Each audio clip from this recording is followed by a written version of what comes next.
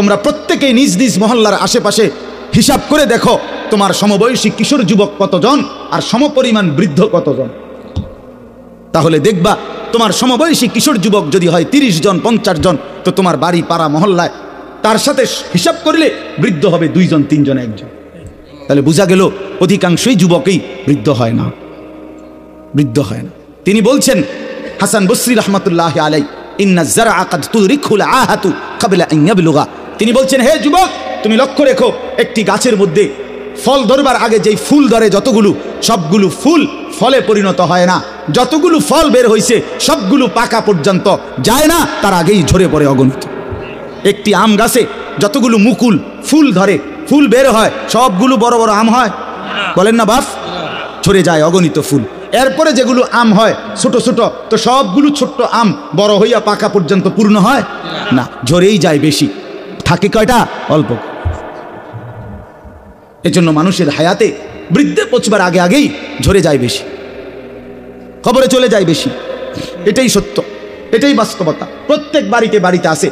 মানুষ বলে যে এই চাচা, এই দাদা আমগো বাড়ির মধ্যে হুজুর আর এই শেষ মুরব্বী, ঠিক কিনা বলেন না? চাচাই আর বাইচা রয়েছে, দোয়া করেন, যেটার জন্য দোয়া করেন, এরকম বলে না? আমাদের কাছে তো বলে। তো বাড়িতে তখন অনেক লোক আছে, ছেলে পেলে, কিন্তু বয়স্ক লোক আছে কয়জন? 1 জন 2 জন 1 জন। এই জন্য যুবক অনেক নওজোয়ান বর্ষ ভাইয়া, আমি অনুরোধ করলাম, দোস্ত আমার, বন্ধু আমার, নিজেরে নষ্ট করে দিও না বাপ, নিজেরে নষ্ট করে দিও না।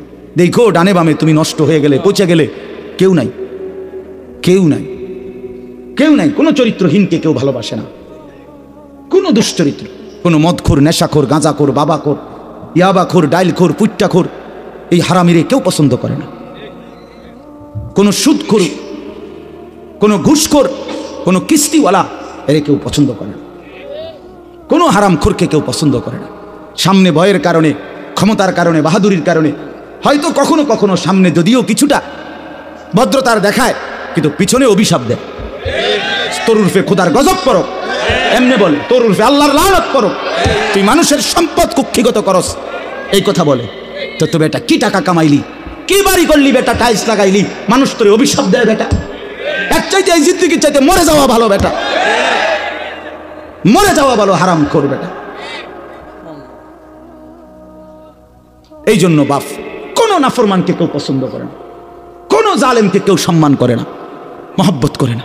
আল্লাহ তাআলা আল্লাহর নজর থেকে, বিশ্বাস করেন যে আল্লাহর নজর থেকে সরে যায় প্রত্যেক পাপী, নাফরমান পাপী, আল্লাহর দৃষ্টি থেকে, আল্লাহর রহমের দৃষ্টি থেকে সরে যায়। আর আল্লাহর নজর থেকে সরে যায় যে আল্লাহর কসম গোটা মাখলুক তাকে নিন্দাই করে, মালউন হয়, সমস্ত সৃষ্টির কাছে সে অভিশপ্ত হয়। আল্লাহর রহমের নজর যার উপরে পড়ে তারে গোটা সৃষ্টি ভালোবাসে। ইন্নাল্লাযীনা আমানু ওয়া আমিলুস সালিহাত সায়াজআলু লাহুমুর রাহমানু ওয়ুদ্দা। আল্লাহ বলে, নিশ্চয়ই যারা ঈমানওয়ালা হলো এবং সমস্ত নেক আমল বিশুদ্ধভাবে করলো, আমি আল্লাহ আমার গোটা সৃষ্টি জগতের মধ্যে তার জন্য আমি নিজে ভালোবাসা দিয়ে দেব। ভালোবাসা দিয়ে, ভালোবাসা জোর করে আদায় করতে হয়, মহব্বত আল্লাহর পক্ষ থেকে। মহব্বত আপনাদের সাথে আমাদের ভালোবাসা আল্লাহর পক্ষ থেকে, ঠিক কিনা বলেন না কেন? আল্লাহর পক্ষ থেকে, আল্লাহর পক্ষ থেকে, আল্লাহর পক্ষ থেকে।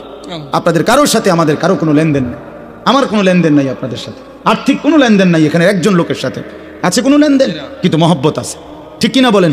আছে না মহব্বত? এই ভালোবাসা আল্লাহর জন্য, এই ভালোবাসা আসমানওয়ালার পক্ষ থেকে, আসমানওয়ালার পক্ষ থেকে। আল্লাহ আমাদেরকে উত্তমভাবে বুঝবার তৌফিক দান করেন। চলেন এই আয়াতগুলোর তর্জমা শুনেন, তাইলেই কথা শেষ। এই সূরাটার নাম হলো সূরা দাহার। দাহার কোরআনুল কারীমের 29 নম্বর পারা, 76 নম্বর সূরা কোরআনুল কারীমের। এই সূরার মধ্যে মোট 30টা আয়াত, আমি মাত্র 5টা আয়াত পড়ছি। অল্প একটু সময়ে 5টা আয়াতের সংক্ষিপ্ত তর্জমা শুনেন ইনশাআল্লাহ, তাইলে আমাদের কথা শেষ হবে। আগে একটা কথা শুধু আমরা বুঝি, একসাথে আমি মুখে বলে নেই, তাহলে তর্জমা করলে সহজ হয়ে যাবে ইনশাআল্লাহ। সূরাটার নাম হলো সূরা দাহার। দাহার মানে হলো যুগ। আমরা যে বলি যুগ যুগ ধরে, এই যুগ, এই যুগ বলে আর কি, সময়ের একটা অংশকে কি বলে? যুগ বলে। এই যুগ দাহার। এই সূরাটার 30টা আয়াত। এই সূরাটার একটা বৈশিষ্ট্য হলো, কোরআনুল কারীমের এই সূরাটার মধ্যে, পুরা কোরআনের মধ্যেই আল্লাহ তাআলা জান্নাতের অনেক বর্ণনা দিয়েছেন।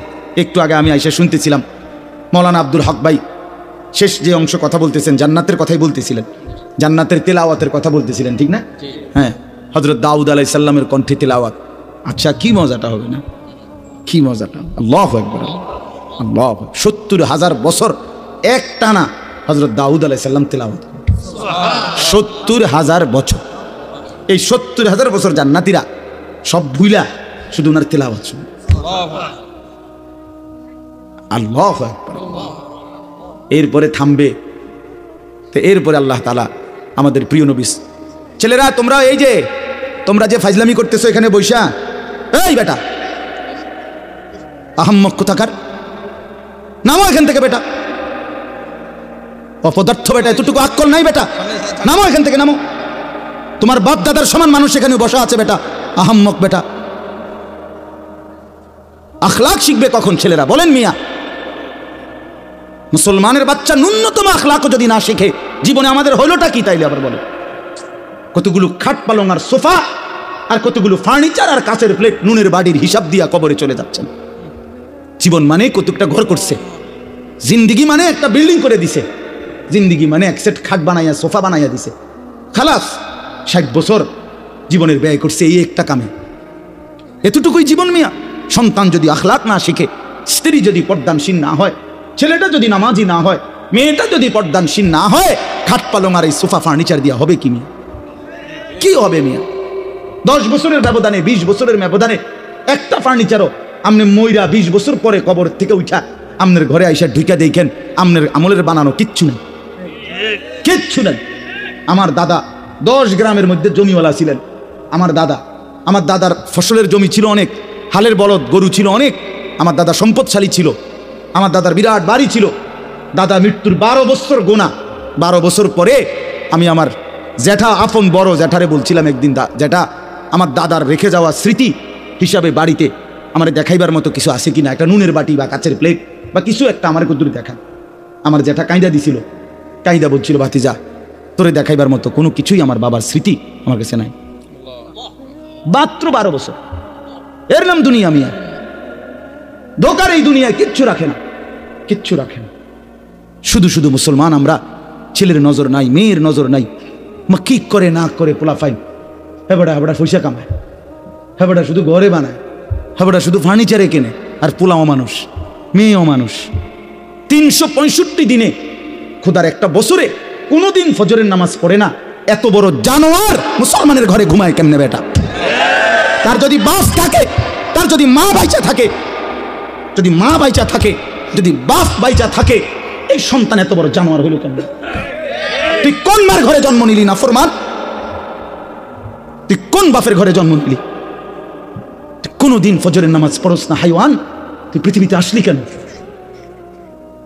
কে তোরে বানাইল বেটা? এ তো কুকুর বিড়ালের জিন্দিগি, এটা তো জন্তু জানোয়ারের জিন্দিগি মিয়া। জীবনের হিসাবে তো মিলাইতে জানেন না। ভাতের থালা কতুরি ভাত খাইতে এলিস ভালো, খাইয়া পড়িয়া ভালো আছে, খাইয়া পড়িয়া মানুষ ভালো থাকে না। ভালো থাকা হয় ইমানে আমলে,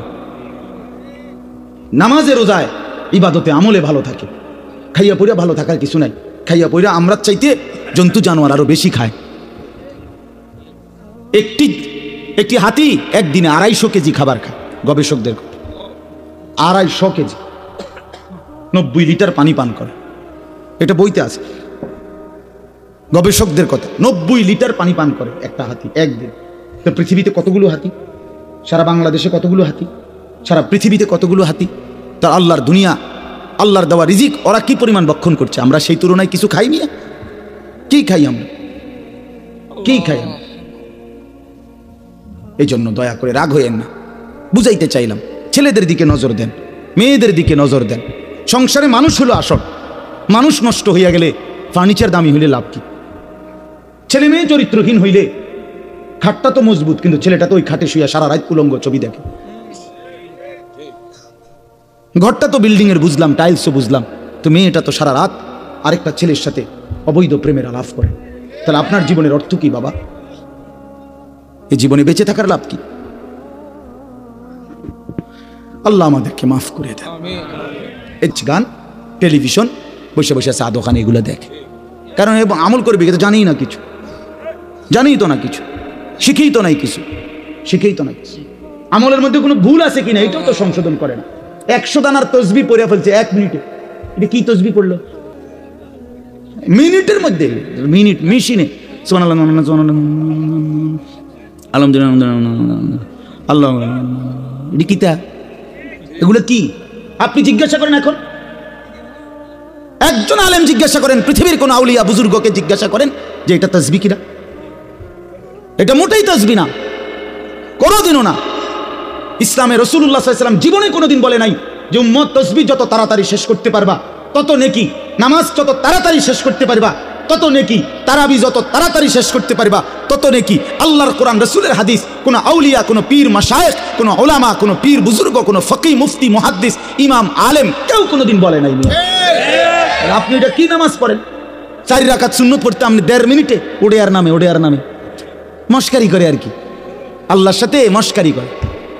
একটা ফরনারি কি সূরা, কেরাত, দোয়া, কালাম, আত্তাহিয়াতু, তাশাহুদ, দোয়ায়ে কুনুত সব ভুল। আপনি নামাজ পড়েন, হ্যাঁ, হাসরের ময়দানে গিয়ে দেখবেন সব ডি মিলাইয়া 100 গ্রাম ওজন আইয়া না, টের পাইবেন তো তখনই না। কথা বুঝেন নাই? আমরা হুজুররা আজীবন শুদ্ধ কোরআন পড়তে হবে, আর আমনে ভুল কোরআন পড়ে বেহেশতে চলে যাবেন। বেহেশত এরকম বেইনসাফির জায়গা না, বেহেশত ইনসাফের জায়গা। নামাজ, রোজা, হজ, যাকাত, জিকির, তেলাওয়াত, কোরআন, এর জন্য আপনার জন্য যে আইন আমার জন্য সে আইন, আমার জন্য যে আইন আপনার জন্য সে আইন। রাসূলুল্লাহ সাল্লাল্লাহু আলাইহি সাল্লামের জন্য কোরআন শরীফ শুদ্ধ করা ফরজ, আর সাহাবীদের জন্য কোরআন শরীফ কোনো রকম পড়লেই চলতো, এটাই নিয়ম ছিল তো। তাইলে আপনি সাধারণ মানুষ, আপনি পাবলিক, আপনি ছোটবেলায় পড়েন নাই, আপনি স্কুলে পড়ছেন, আপনি কলেজে পড়ছেন, এই সমস্ত কথা বললেই আপনার কোরআন শরীফ অশুদ্ধ, সূরা কেরাত অশুদ্ধ, তাইলে আপনি মাফ পেয়ে যাবেন, এ কথা আপনারে কে বললো? পাবলিক হইলে কোরআন শরীফ শুদ্ধ করতে হয় না, এ কথা আপনারে কে ফয়সালা দিল? বলেন চাচা, একজন চাচা বলেন, কথাটা বুঝছেন নি আমার চাচা? না আপনি গ্রামের মানুষ হইলে আপনার সূরা কেরাত শুদ্ধকরণ লাগবে না, আপনি ভুল করেই সারবো আপনার, এই কথা ফয়সালা দিছে কে? কোন হুজুর? তার বিচার হইবে। বলেন মিজান ভাই, আপনি জিজ্ঞান কে বললো এই কথা? এরকম কোনো অধিকার আছে কারো সিদ্ধান্ত দেওয়া? স্কুলে পড়লে, কলেজে পড়লে তোমার আর কোরআন শরীফ শুদ্ধ করতে হবে না ভাইয়া, এ কথা তোমারে কে বললো? কে বললো? রাসূলুল্লাহ সাল্লাল্লাহু আলাইহি ওয়াসাল্লামের সামনে যেই সাহাবী দাঁড়াইতেন আবু বকর, আর পিছনে যেই সাহাবী, সকলের কোরআন শরীফ সমান শুদ্ধ ছিল, সকলের রুকু সেজদা সমানভাবে বিশুদ্ধ ছিল মিয়া। পিছনের ওয়ালার সেজদা আর সামনের ওয়ালার সেজদা বরাবর ছিল। মস্কারি করে, আমরা গ্রামের মানুষ, হুজুর আমরা হইলাম সাদা সিধা মানুষ, কোন রকম, হ্যাঁ কোন রকম কদ্দুর দিন আইনা দিন খাই, আলাপ করে আলাপ। আপনি এই সমস্ত আলাপে হবে না বাপ, বিশ্বাস করেন না, হবেন।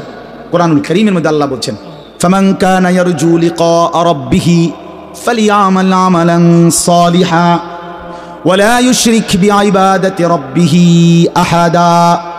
রব্বুল আলামিন বলেন, আখিরাতে যারা যারা আমি আল্লাহর সাক্ষাৎ তথা জান্নাত পেতে চাও, দুইটা বিষয় লাজেম। 1 নাম্বার, ফালিয়ামাল আমালান সালিহা, প্রতিটি আমল করতে হবে সালিহা, বিশুদ্ধ। যদি আমি আল্লাহর সাক্ষাৎ চাও, যদি জান্নাত পেতে চাও, ফালিয়ামাল আমালান সালিহা। কোরআনুল কারীমের সমস্ত জায়গায় আল্লাহ আমলের সাথে সালেহ এই শব্দ যোগ করেছেন, শুধু আমল মন মতো করতে বলে নাই, সালেহ হইতে হবে। ইল্লাল্লাযীনা আমানু ওয়া আমিলুস সালিহাত ওয়াদাল্লাহুল্লাযীনা আমানু মিনকুম ওয়া আমিলুস সালিহাত। বারবার আল্লাহ বলছেন, বান্দা আমল হতে হবে বিশুদ্ধ, নেক আমল মানে বিশুদ্ধ আমল, বিশুদ্ধ আমল হইলেই নেক আমল। বোঝেন নাই? যে আমল বিশুদ্ধ আমল, ওই আমল নেক আমল। যেটা নেক আমল ওইটা বিশুদ্ধ আমল, মানে বিশুদ্ধ আমল না হলে সেটা নেক আমল হয় না। নেক আমল হইতে হইলে বিশুদ্ধ আমল ছাড়া হবে না, হবে। হ্যাঁ হ্যাঁ, কোন সাধারণ থেকে সাধারণ মানুষের জন্য জমি দলিল করার নিয়ম যা, একেবারে উচ্চ শিক্ষিত ডক্টরেট ডিগ্রিধারী ব্যক্তির জন্য জমি দলিল করতে নিয়মটা। কথা বলেন না কেন? দুনিয়ার নিয়ম বরাবর মিয়া, তার আখিরাতের নিয়মের ব্যাপারে বরাবর হবে না কেন? আপনারা ভুল করবেন না, আমি অনুরোধ করলাম, রাত গভীরে বললাম আপনাদেরকে, বয়স্ক চাচারা, বাবারা, হায়াতের যেটুকু বাকি আছে এটুকু সময় কাজে লাগান, এটুকু সময় কাজে লাগান। 60 বছর আল্লাহর দেওয়া নিয়ামত, সকলকে আল্লাহ তাআলা 60 বছর পর্যন্ত হায়াত দেয় না বাবা। কোরআন শরীফে আছে, আল্লাহ বলেন, অমিনকুম মান ইউতাওয়াফা মিন ক্বাবলু, অগণিত লোককেই আমি আল্লাহ বৃদ্ধ পর্যন্ত পৌঁছবার আগে আগেই মৃত্যু দিয়ে থাকি। হযরত ইবনুল জাওজি একজন বিশ্ববিখ্যাত মুহাদ্দিস আলেম ছিলেন। তিনি বলছেন, ইবনুল জাওজি তিনি যুবকদেরকে লক্ষ্য করে বলছেন, হে যুবক, জন্য আমি বলতেছিলাম সূরাটার নাম হলো সূরা দাহার, অর্থ হলো ওই যে বললাম যুগ। তো এই সূরার মধ্যে একটা বৈশিষ্ট্য হলো আল্লাহ তাআলা এই সূরার মধ্যে জান্নাতের বর্ণনা, পুরা কোরআনের মধ্যেই জান্নাতের বর্ণনা আছে, তবে এই সূরার মধ্যে সবচেয়ে চমৎকার, মানে লম্বা এবং খুব হৃদয়গ্রাহী আকর্ষণীয় ভঙ্গিমায় আল্লাহ তাআলা জান্নাতের বর্ণনা দিছেন এই সূরার মধ্যে। মানে জান্নাতের মেহমানদারিটা কেমন হবে আল্লাহ, এটার একটা অসাধারণ বর্ণনা দিছে। আপনি শুনলে পুরাটা সূরা এক্ষণ যাইতে মন চাইবে, জানেন এক্ষণ যদি আপনার লগে গাড়ি যাই, যদি ফতে জান্নাত পাই নাই মিললাম, এতটা সুন্দর। সুবহানাল্লাহ, সুবহানাল্লাহ।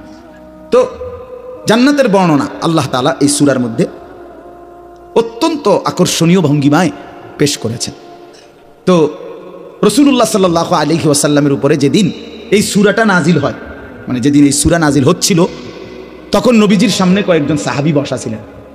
এর মধ্যে একজন সাহাবী ছিলেন সামনে বসা, উনি একদম কালো চেহারা, হাবশি, কালো মানুষ, রাসূলুল্লাহ সাল্লাল্লাহু আলাইহি ওয়াসাল্লামের সাহাবী। তো এই টাইমে সাহাবীদের সামনে, নবীজির সামনে বসা কথাবার্তা বলতেছেন। ঠিক এই টাইমে হযরত জিবরাইল আলাইহিস সালাম নবীজির কাছে আসলেন। তো নবীজি সাল্লাল্লাহু আলাইহি সাল্লামের কাছে জিবরাইল যখন আসতেন কোরআন নিয়া, মানে ওহী নিয়া, তখন আল্লাহ নবী সাল্লাল্লাহু আলাইহি ওয়াসাল্লামের চেহারা মোবারক বদলে যেত, চেহারার রঙই পাল্টায় যেত। তো সাহাবায়ে কেরাম চেহারার দিকে তাকাইলেই বুঝতেন জিবরাইল আসছে। কে আসছে? জিবরাইল। এমনিতে আমাদের প্রিয় নবী সাল্লাল্লাহু আলাইহি সাল্লাম তিনি গোটা কায়নাতের সবচেয়ে সুন্দর, সবচেয়ে সুন্দর। মুহাদ্দিসিনে কেরাম বলে, কিতাবের মধ্যে আছে, আল্লাহ তাআলা অর্ধেক সৌন্দর্য, এই সৃষ্টি জগতের অর্ধেক সৌন্দর্য আল্লাহ তাআলা ইউসুফ আলাইহিস সালামকে দান করছেন, আর বাকি অর্ধেক সারা সৃষ্টিকে দিছে। বুঝেন নাই? এই বাকি অর্ধেক সৌন্দর্য দিয়া, গাছ এত সুন্দর, ফুল এত সুন্দর, ফল এত সুন্দর, মাছ এত সুন্দর, পাখি এত সুন্দর, হাজারো নারী এত সুন্দর, আসমান এত সুন্দর, জমিন এত সুন্দর, এগুলো হলো অর্ধেক। আর ইউসুফ আলাইহিস সালাম একাই অর্ধেক। আচ্ছা বেটা কি সুন্দর আছিল, বেড়িরা যে দৌড় দিছে না পাগল হইয়া, এইটাই তো বহুত কথা। তো ইউসুফ আলাইহিস সালাম অর্ধেক সৌন্দর্য আল্লাহ দিয়েছেন, আর বাকি সৃষ্টি জগৎকে আল্লাহ তাআলা অর্ধেক সৌন্দর্য দিয়েছেন, এটা নবীজি বলছেন সাল্লাল্লাহু আলাইহি ওয়াসাল্লাম। তো মুহাদ্দিসিনে কেরাম ব্যাখ্যা করছে যে নবীজি তো দুই ভাগ করে দিলেন, অর্ধেক বললেন ইউসুফকে দিছে আল্লাহ, অর্ধেক সৃষ্টি জগৎকে। তো তিনি নিজে, বুঝেন নাই, মানে উনি নিজের ব্যাপারে তো কিছু বললেন না, ওনার সৌন্দর্যটা। তো মুহাদ্দিসিনে কেরাম বলেন, এর দ্বারা এটাই প্রমাণ করিলেন, বিনয়ের কারণে, তাওয়াজুর কারণে নিজেরটা তো বলেন নাই, বুঝাইতে চাইলেন উম্মত আল্লাহ তাআলা অর্ধেক ইউসুফকে দিয়েছেন, অর্ধেক গোটা সৃষ্টিকে দিয়েছেন, একা বন্ধু মুহাম্মদকে পুরাটাই দিয়েছেন, পুরাটাই দিয়েছেন। হুসনে ইউসুফ দমে ঈসা ইয়াদে বাইদাদারি আঁচে খুবা হামা দারান তু তনহা দারি। আল্লামা ইকবাল বলে, হে নবী মুহাম্মদ সাল্লাল্লাহু আলাইহি সাল্লাম, ১৬ লক্ষ আম্বিয়ার যত গুণ, সৌন্দর্য, বৈশিষ্ট্য একটা একটা করে যদি তালাশ করি আপনার মাঝে, আপনি একাই সব। তু তনহা দারি, আপনি একাই, তনহা মানে একা, আপনি একাই সব, সব রং, সব ঢং, সব সৌন্দর্য, সব গুণ, সব সিফাত আপনার মধ্যে আছে। আপনার কি পরিমাণ সুন্দর ছিলেন নবীজি, সুবহানাল্লাহ, কি পরিমাণ সুন্দর ছিলেন। হযরত আয়েশা রাদিয়াল্লাহু তাআলা আনহা একদিন বলছিলেন, দুনিয়াবাসী শুনছি ইউসুফ আলাইহিস সালামের সৌন্দর্য দেখে মহিলারা নাকি হাত কাইটা ফেলছে, আমার স্বামীর সৌন্দর্য যদি এক নজর দেখতো বেটিরা কলিজা কাইটা ফেলত। আসারনা বিতাখতিআইস সুদুরি আলাল ইয়াদ, তাহলে ওই নারীরা হাতের বদলে নিজেদের কলিজা কাইটা ফেলত, জান দিয়ে ফেলত, জান। এবং সাহাবায়ে কেরাম তো রাসূলুল্লাহ সাল্লাল্লাহু আলাইহি ওয়াসাল্লামের মহব্বতে অগণিত সাহাবী, অনেক সাহাবী জান দিয়ে निकल जाए दम तेरे कदमों के नीचे, यही दिल की हसरत, यही दिल की आरजू है।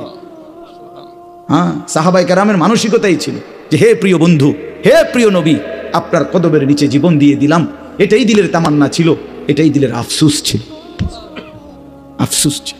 তো আল্লাহ নবী সাল্লাল্লাহু আলাইহি সাল্লাম সাহাবীদের সামনে বসা, তো জিবরাইল আসলেন, কোরআন নাজিল করলেন। নবীজি সাল্লাল্লাহু আলাইহি সাল্লাম, জিবরাইল যখন চলে গেলেন, তো আল্লাহ নবী সাল্লাল্লাহু আলাইহি ওয়াসাল্লাম এবার এই উপস্থিত সাহাবীদের কাছে এই সময় জিবরাইল এই সূরাটাই নাজিল করছেন। ৭৬ নম্বর সূরা, ২৯ নম্বর পারা, সূরায়ে দাহান। কি নাম?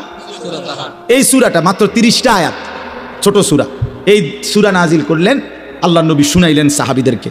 এই শুনাইছে যে এই জান্নাতের এমন বর্ণনা এই সূরার মধ্যে, বললাম না এতটা সুন্দর, এতটা হৃদয় কলজা সুজ্জা লাইরা ফেলে।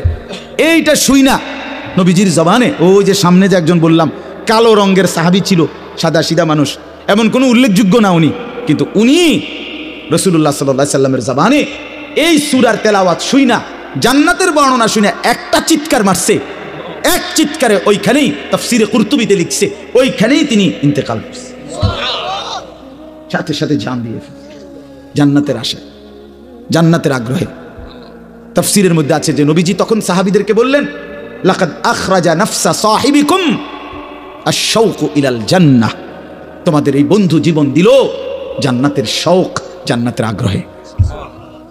এই যে বাপ, এক মুমিনের সিফাত, এক মুমিনের কলিজার মধ্যে। আমরা মুসলমান বাপ, আমাদেরকে আল্লাহ ইমানের দৌলত দিয়েছেন, আমাদেরকে আল্লাহ কালেমার দৌলত দিয়েছেন, একজন শ্রেষ্ঠ রসুল দিয়েছেন, একটা শ্রেষ্ঠ কিতাব দিয়েছেন, একটা শ্রেষ্ঠ ধর্ম দিয়েছেন, একজন শ্রেষ্ঠ মালিক আমাদের আছে আল্লাহ। আমাদের 4টি জিনিস আমাদের কাছে আছে সর্বশ্রেষ্ঠ, আমরা ভাগ্যবান।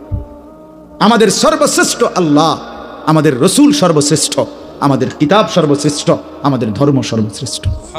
4টি সর্বশ্রেষ্ঠ নিয়ামত যার কাছে আছে, সে নষ্ট হবে কেন? সে চরিত্রহীন হবে কেন? সে গোমরা হবে কেন? পথ হারা হবে কেন? সে জাহান্নামী হবে কেন? তাইলে জান্নাত কার জন্য আল্লাহ বানাইলেন? আল্লাহ বলেন, বান্দা বলবেন, বিশ্বাস করেন, কোরআন শরীফে আছে, ফাবি আইয়ি হাদিসিন বাদাহু ইউমিনুন। আল্লাহ জিজ্ঞেস করেছে, বান্দা 23টা বছরে আমি 30 পারা কোরআন, আমার সর্বশ্রেষ্ঠ কথাগুলো নাজিল করলাম, এরপরে এর চাইতে দামি আর কোন কথা বললে, এর চাইতে দামি আর কোন কিতাব নাজিল করলে তুমি বান্দা আমার কথা বিশ্বাস করতা? কি বলবেন ভাই? একটু ভাবেন, কষ্ট করছেন আপনারা, রাত্র হয়ে গেছে, আমি শেষ করে দিচ্ছি। একটু ইনসাফের সাথে বলেন, কতবার বলছে একজন মালিক, তিনি আমাদের গোটা কায়নাতের, তিনি কতবার বললেন আকিমুসসালাহ, আকিমুসসালাহ, আকিমুসসালাহ, আকিমুসসালাহ, আকিমুসসালাহ। এরে বান্দা নামাজ পড়ো, নামাজ পড়ো, নামাজ পড়ো, নামাজ পড়ো, নামাজ পড়ো, ইত্তাকুল্লাহ, ইত্তাকুল্লাহ, ইত্তাকুল্লাহ, ইত্তাকুল্লাহ।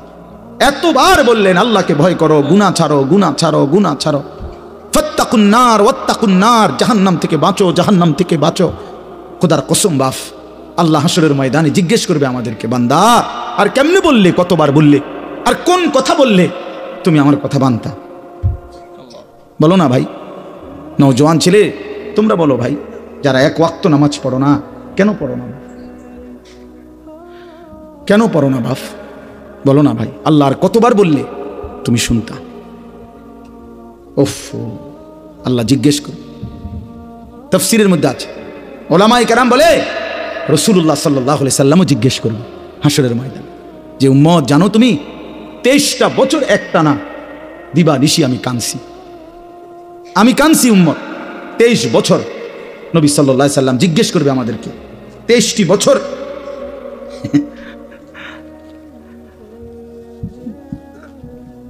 যিনি জিজ্ঞাসেন এই মাসালা, এটা তো আপনি সমাধান লিখছেন এখানে, কথা বুঝছেন না? এইটা যেটা আপনি যেটা বুঝছেন এইটাই উত্তর, বুঝছেন নি কথা? আচ্ছা, তো বলতেছিলাম যে মানে রাসূলুল্লাহ সাল্লাল্লাহু আলাইহি সাল্লাম আমাদেরকে জিজ্ঞেস করবে, উম্মত আমি 23টা বছর দিবানিশি কাঁদছি তোদের জন্য, তোদের জন্য। আম্মা জান আয়েশা রাদিয়াল্লাহু তাআলা আনহা বলেন, নবীজির স্ত্রী, উনি বলেন, দুনিয়াবাসী খোদার কসম আমি দেখছি এশার নামাজের পরে নবী সাল্লাল্লাহু আলাইহি সাল্লাম আমার হুজরার মধ্যে দাঁড়াইয়া চোখের পানি ফেলতে শুরু করছেন, আর উম্মতের জন্য কাঁদতেছিলেন, দোয়া করতেছিলেন। আল্লাহর কসম, আম্মা জান আয়েশা বলে, ফজরের নামাজের আজানের আগ পর্যন্ত এক দাঁড়ানোতে নবী সারাটা রাত কাঁদছে আর দোয়া করছে, সারা রাত, সারা রাত, সারা রাত, সারা রাত কাঁদছে। চোখ লাল হয়ে গেছে, দাড়ি মোবারক ভিজে গেছে, বুকের পশম ভিজে গেছে। ওয়াকাদ তাওয়াররামাত কাদামাহু, আম্মা জান আয়েশা বলে 2টা পা ফুলে ফুলে গেছে। এত রাত কাঁদলেন। নবীজি বলবেন, উম্মত আমি সারা রাত কাঁদছি, তায়েফের পাথরের আঘাতে আমার পিঠ ছিদ্র করে ফেলছে, ক্ষুধার কষ্টে উম্মত আমি পেটে 2টা পাথর বাঁধছি, উহুদের দান শহীদ করা রক্তে বেহুশ হয়ে আমি পড়েছিলাম লম্বা সময়। এত কষ্ট সইলাম, এত কাঁদলাম, এত রক্ত ঝরাইলাম, আর কত কাঁদলে, কত রক্ত ঝরাইলে উম্মত তুমি আমার কথা মনে পড়তো? বলেন, জিজ্ঞেস করবে আমার ভাই, আমি বলে গেলাম। নিজেদেরও ব্যস্ততা একটু বেশি এখন, এই জন্য বারবার আসতে। আমি তো কত আসছি আপনাদের এখানে, আশেপাশে কত মাহফিলে আসছি। ব্যক্তিগত অনেক ব্যস্ততা, কাজে কর্মের অনেক, বয়সের কারণে অনেক আলাদা মাহফিল ছাড়াও অনেক ছোটখাটো অনেক কাজ করতে হয়, যার কারণে তো কুলাইতে পারি না বারবার আসা। আপনাদেরকে মনে করাই দিলাম। নবীজি জিজ্ঞেস করবে উম্মত, আমি আর কত কাঁদলে, কতবার আমি রক্ত ঝরাইলে আমার কথা মনে পড়তো? কতবার 30 বছর ধরে মিথ্যা বললা, কখনোই হারাম ছাড়লা না, আমার কথা মনে পড়ে নাই? 60 বছর বয়স উম্মত, সেই পর্যন্ত টানা বিড়ি সিগারেট খাইয়া গেলা, আমার কথা মনে পড়ে নাই? তুমি জানো না আমি দুর্গন্ধ পছন্দ করতাম না? আজীবন ব্রাশ করে গেলা, কোনোদিন মেসওয়াক করার কথা মনে পড়লো না? সারা জীবন ডাইনিং টেবিলে খাইয়া গেলা, কোনোদিন দস্তরখানের কথা মনে পড়লো না? 30 বছর ধরে উম্মত দিবানিশি প্রতিনিয়ত দাড়ি কাইটা গেলা, এইভাবে যে বারবার দাড়ি কাটলা, আমার কথা কখনোই মনে পড়ে নাই? আমি যে পেটে পাথর বাঁধছিলাম, আমি যে তায়েফের পাথরের আঘাতে পিঠ চালনির মতো ছিদ্র করে ফেলছিলাম, হ্যাঁ, আজ কার কাছে আসছো সুপারিশের জন্য? সুপারিশের কি কোনো নিয়ম কানুন নাই? আপনি কি ভাবছেন চাচা? বাপ আপনাদেরকে বলেন, নবীজি সাল্লাল্লাহু আলাইহি সাল্লাম যে সুপারিশ করবে হাসরের ময়দানে, এটা তো ঠিক, 100 ঠিক, কিন্তু এটা কি কোনো নিয়ম কানুন নাই? হ্যাঁ, কোনো কাগজপত্র নাই, কিছুই দেখবে না নবী নাকি? কথা বলেন না কেন? কিছুই দেখবে না তো তবে কি হিসাব করছি বুঝছেন? যদি কোনো হিসাবই না থাকে, কিছুই না থাকে, তো ডান কাঁধে বাম কাঁধে ফেরেশতা লিখলো কেন? আমলনামা রেডি করলো কেন? মিজানের পাল্লায় ওজন হবে কেন? ফুলসিরাত পার হইতে হবে কেন? এটি কি? এগুলো বেহুদা কথা নাকি? তো এই জন্য কোরআন শরীফে স্পষ্ট আছে, বহু নাফরমান পাপী, কোরআন শরীফে আছে, হাসরের ময়দানে আল্লাহ বলেন, ওমান আ'রাযা আন যিকরি ফাইন্না লাহু মাঈশাতান দানকা ওয়া নাহশুরুহু ইয়াওমাল কিয়ামাতি আ'মা। অসংখ্য নাফরমান যারা আমি আল্লাহকে ভুলে গেছিল, আমি আল্লাহ কিয়ামতের দিন তাদেরকে অন্ধ বানিয়ে উঠাবো। কি কোরআনের আয়াত কিনা? ক্বালা রাব্বি লিমা হাশারতানি আ'মা ওয়া ক্বাদ কুনতু বাসীরা।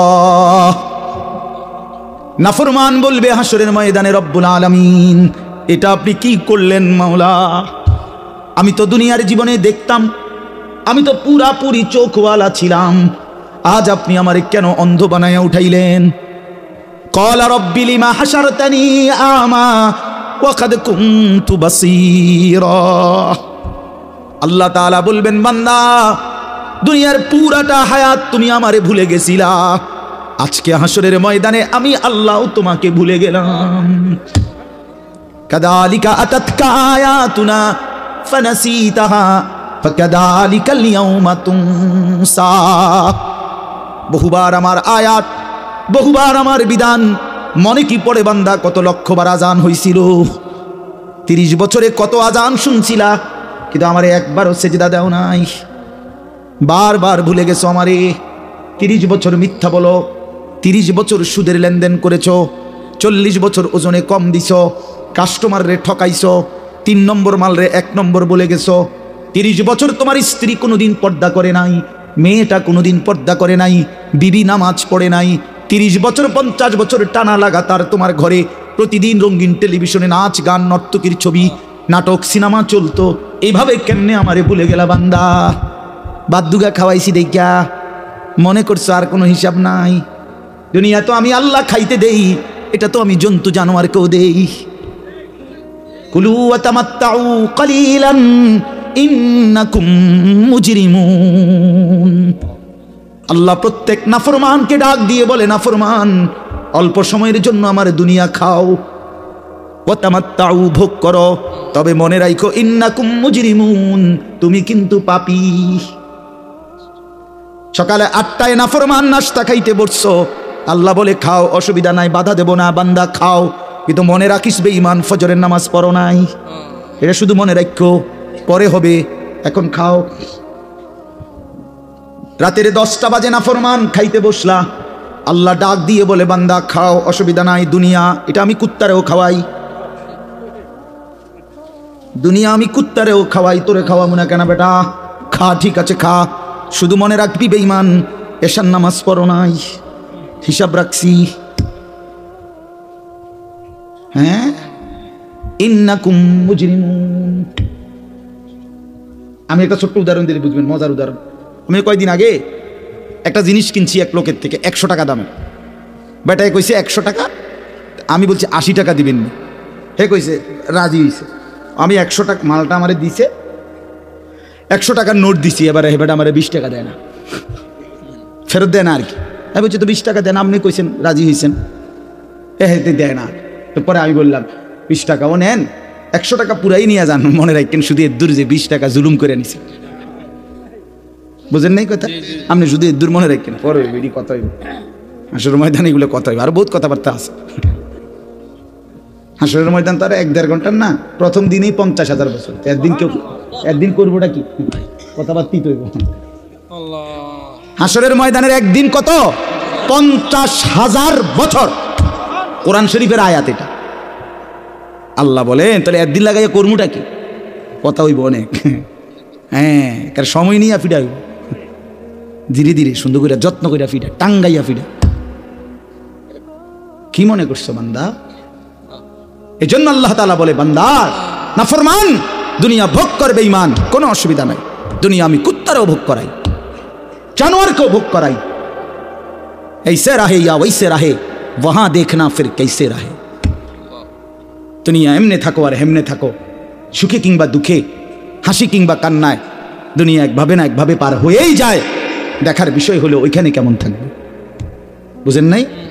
এটা বুজুর্গদের কথা, আল্লাহওয়ালারা এটা বলে, ऐसे रहे या वैसे रहे, এমনে থাকো বা হেমনে থাকো, দুনিয়া একভাবে থাকাই হবে, কিন্তু ওয়াহা দেখনা ফির कैसे रहे, দেখার বিষয় হলো সেখানে কেমন থাকবে।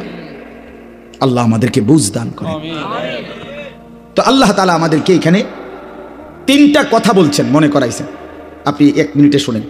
1 নম্বর কথা হলো আল্লাহ তাআলা মানুষকে সৃষ্টি করেছেন 7টি ধাপে। কয়টি ধাপে?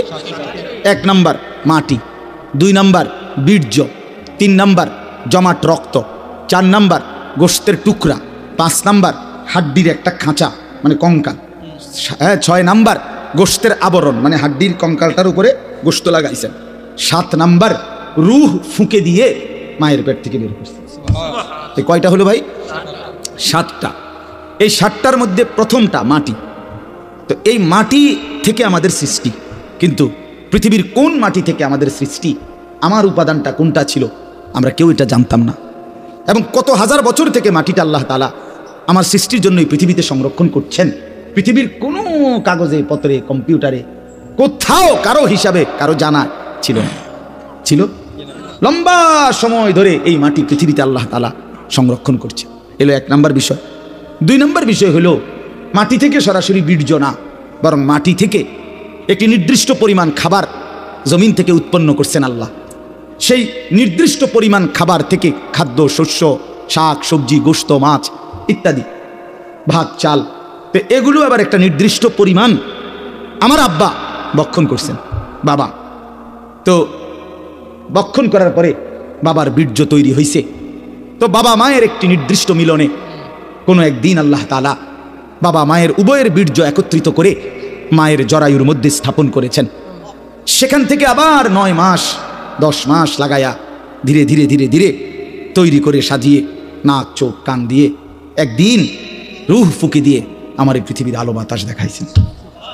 তো আল্লাহ তাআলা বলে, বান্দা আচ্ছা একটু ভাবো তো, সেই কতদিন তুমি মাটি ছিলা, কতদিন খাদ্যের উপাদান হিসাবে ছিলা, কতদিন তোমার বাবার বীর্য হিসাবে ছিলা, কতদিন পরে মা আর বাবার মিলন হয়েছে, সেখান থেকে আবার কতদিন লাগায়া তোমার মায়ের পেটে রেডি করে পৃথিবীতে পাঠাইছি। এই যে লম্বা সময়, 1000 বছর, 100 বছর, যুগ যুগ ধরে, তো কেউ জানতো না তোমার নাম, তোমার কোনো উল্লেখ ছিল না, তোমার কোনো আলোচনা ছিল না, পৃথিবীতে তোমার কোনো হিসাব ছিল না, কোনো আদমশুমারিতে তোমার নাম ছিল না, কারো কোনো আলোচনায়, বিশ্লেষণে, পর্যালোচনায়, গবেষণায় তোমার কোনো নাম ঠিকানা ছিল না। আমি আল্লাহ এই সেই অনস্তিত্ব, অপরিচিত, অচেনা জগৎ থেকে আমি আল্লাহ তিল তিল করে ধীরে ধীরে লম্বা যুগ পার করে একদিন তোমার এই পৃথিবীর আলো বাতাস দেখাইলাম। আমি আল্লাহ একাই সেই আমাকে আইসা এই জমিনে পাঠাইবার পরে ভুলে গেলাম। কামটা করলা কি? কেমনে আমারে ভুলে গেলা বান্দা? আমারে বললা কেন? তুমি জানো আমি তোমারে কতদিন যাবত লালন করেছি, তোমারে বানাইবার জন্য আমি কত দীর্ঘ সময় ব্যয় করেছি। অথচ আল্লাহ তো কুন বললেই হয়ে যায়। কথা বলেন না, আল্লাহ কুন বললে হয় না? তো সেই আল্লাহ এত লম্বা সময় লাগিয়ে আমাদেরকে সৃষ্টি করেছেন। এই যে আল্লাহ বলেন হাল আতা আলাল ইনসানি হিনুম মিনাদ দাহর, মানুষদের উপর দিয়ে লম্বা যুগের পর যুগ অতিবাহিত হয়েছে। লাম ইয়াকুন শাইআম মাযকুরা, যখন তাদের কোনো নাম নিশানা উল্লেখ করার মতো কোনো পরিচিতি বস্তু ছিল না। ইন্না খালাকনাল ইনসানা মিন নুতফাতিন আমশাজ, আল্লাহ বলেন এরপরে নির্দিষ্ট একটা সময়ে স্বামী স্ত্রী উভয়ের মিশ্র বীর্য থেকে আমি আল্লাহ মানুষকে সৃষ্টি করেছি। এখন প্রশ্ন হইল, এই কথাটা আবার বুঝেন, প্রশ্ন হইল কেন বানাইছে আল্লাহ মানুষকে এতদিন লাগাইয়া কেন বানাইলেন? তো আল্লাহ তাআলা বলেন নাবতালিহি নাবতালিহি, বান্দা এত লম্বা সময় লাগিয়ে তোমাকে বানিয়েছি পরীক্ষা করার জন্য। কি করার জন্য? এই আর 5টা মিনিট, এই কথা শেষ। পরীক্ষা করার জন্য, পরীক্ষা করার জন্য, পরীক্ষা করার জন্য, পরীক্ষা করার জন্য। পরীক্ষা কি? পরীক্ষা হইল আমি তোমার একটা নির্দিষ্ট হায়াত দিলাম, কাউরে 60, কাউরে 70, কাউরে 50, কাউরে 30, কাউরে 90, যাকে যেটুকু হায়াত দিছি দুনিয়ায় থাকতে দিছি, এটুকু সময়ে পরীক্ষা করতে চাচ্ছি তুমি কি জান্নাতে যেতে চাও না জাহান্নামে যেতে চাও। এই পরীক্ষা, এই পরীক্ষার জন্য পৃথিবীতে থাকতে দিছি। বইয়া বইয়া বাত কতটি খাওয়ানোর লাগিয়া, এনে বন সাবানের লাগিয়া না, আর সিরা খাওয়ানোর লাগিয়া, গপ পারণের জন্য না, আর বিড়ি খাওয়ার জন্য না, আর চা দোকানে আলাপ করার জন্য না, আর মোবাইল টিপার জন্য না। আল্লাহ বলেন পরীক্ষা করার জন্য। এখন আসেন, আল্লাহ তাআলা বলেন বান্দা আমি যদি প্রশ্ন করি আল্লাহকে, আল্লাহ আমি পরীক্ষায় উত্তীর্ণ হওয়ার জন্য, আমি জান্নাতের রাস্তা পাওয়ার জন্য আপনি আমারে কি দিছেন? আমি পরীক্ষায় উত্তীর্ণ হওয়ার জন্য আমারে দিলেন কি? তো আল্লাহ তাআলা বলেন আমি তোমারে 3টা জিনিস দিছি। কয়টা জিনিস? 1 নাম্বার, আমার সমস্ত হুকুম মানার যোগ্যতা আমি তোমার পুরা শরীরের মধ্যে 100 দিয়েছি। এমন একটি হুকুম নাই যেটা তোমার দেহে পালন করার মতো সক্ষমতা নাই, এমন কোনো বিধান আমার নাই। আমি আল্লাহ শরীরটাকে এমন যোগ্যতা দিয়েই বানাইছি যে আমার ইবাদত 100 মানার মতো যোগ্যতা সম্পূর্ণ বডি। সুবহানাল্লাহ, কারণ এটা আমি বানাইছি। কে বানাইছে? আল্লাহ বানাইছে। মনে করেন আমারে বলছে রুকু দিতে, কিন্তু আমার কোমরটাই মনে করেন বাঁকা হয় না, সোজা। তো তাইলে না আমি বলতাম যে আল্লাহ আপনি আমার উপরে জুলুম করছেন, আমার কোমরে বাঁকা হয় না, আপনি আমারে কোন কি দিতাম? রুকু দিতাম। এটা কি এমন? আমারে আল্লাহ বললেন সেজদা দিতে, কারণ আমি নিচের দিকেই যাইতে পারি না, ঠিক আছে না? আমি নিচের দিকে যাইতে পারি না, আমার কোনও ভাঙ্গে না, আমার হাঁটুও ভাঙ্গে না, তো আমি সেজদা দিব কেমন? এমন যদি হতো তাইলে না আপনি বলতেন যে আমারে আল্লাহ তাআলা জুলুম করছে। কিন্তু আমাদের কি সেজদা দেওয়ার মতো সক্ষমতা জরিলের মধ্যে আছে? আছে কিনা বলেন না কেন? রাত হয়েছে দেখে আমি বাড়াইতে চাচ্ছি না, বুঝাইতে চাইলাম আল্লাহ তাআলা আমাদেরকে ওযু, গোসল, নামাজ, রোজা, হজ, যাকাত, জিকির, তেলাওয়াত, দান, সাদাকা, সমস্ত গুনাহ থেকে বাঁচার পরিপূর্ণ যোগ্যতা আমাদের শরীরের মধ্যে দিয়েই আল্লাহ আমাদেরকে বানিয়েছেন। এই জন্য আল্লাহ বলেন 1 নম্বরে ফাজআলনাহু সামিআম বাসীরা, আমি তোমাকে শুনবার জন্য কান দিয়েছি, দেখবার জন্য চোখ দিয়েছি। উদাহরণস্বরূপ 2টা বলছে, উদ্দেশ্য পুরা দেহ আমি সাজিয়ে দিছি যাতে করে আমার সমস্ত হুকুম মানতে পারো, নিষেধগুলো ছাড়তে পারো। এমন একটা বলো যেটা তোমার শরীরের সাথে মানানসই না, মানানসই। নবীজির একটা তরিকা বলেন যেটা আপনার আমার দেহের সাথে মানানসই না, এমন কি আছে? এমন কিছু? 2 নাম্বার কি দিলাম? 2 আর 3 একসাথে, ইন্না হাদাইনাহুস সাবিলা। আল্লাহ বলেন শুধু শরীর দিয়া ছাইরা দেই নাই, বরং আমি তোমাদেরকে আমাকে মানবার জন্য রাস্তা, পথ দেখিয়েছি, রাস্তাও বলে দিয়েছি। তার মানে তাফসীরে লিখছে 2টা। 1 নাম্বার হলো আমি আল্লাহ তোমাকে জান্নাতের রাস্তা, পরীক্ষায় উত্তীর্ণের রাস্তা পাওয়ার জন্য, বুঝাইয়া দেওয়ার জন্য নবী এবং রসুল, আর নবী রসুলদের পরে যুগে যুগে উলামায়ে কেরাম তোমাদের কাছে দিয়েছি, যারা তোমার জান্নাতের রাস্তা, হেদায়েতের রাস্তা, আল্লাহকে পাওয়ার রাস্তা, পরীক্ষায় পাশ করার রাস্তা শতভাগ বলে দিয়েছে। এই কটা হলো 2টা। 1 হলো শরীরের মধ্যে মানার কি দিছি? যোগ্যতা দিছি। 2 হলো বুঝাইয়া বলার জন্য নবী রসুল এবং এরপরে উলামায়ে কেরামকে দিয়েছি, ঠিক কিনা? 3 নাম্বার বুঝবার জন্য আমি আল্লাহ আসমানি কিতাব দিয়েছি। সুবহানাল্লাহ। এখন কি সমস্যা কও বান্দা? বুঝছেন আমার কথাটা? এটাই শেষ কথা। আপনি বলেন আপনি নষ্ট হইলেন কেন? হইলাম কেন? ছেলেরা চরিত্রহীন হইলা কেন? কেন নামাজ পড়ো নাই? শরীরে কোনো যোগ্যতা ছিল না এই জন্য?